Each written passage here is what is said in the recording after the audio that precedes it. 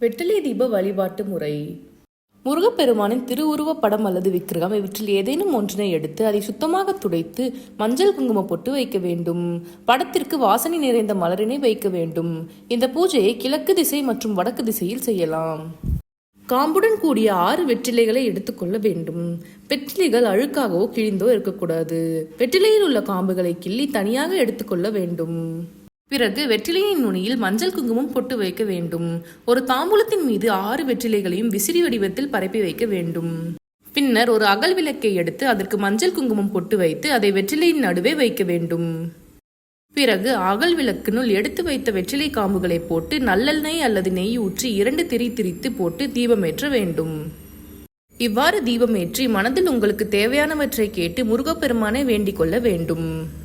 அகல் விளக்கின் உள்ளே வெற்றிலை காம்புகளை போட்டு தீபம் ஏற்றுவதால் அதிலிருந்து வரும் நறுமணமும் வெற்றிலையின் மீது உள்ள அகல் விளக்கின் சூட்டினால் வெற்றிலையில் இருந்து வரும் நறுமணமும் வீடு முழுவதும் நிறைந்திருக்கும்.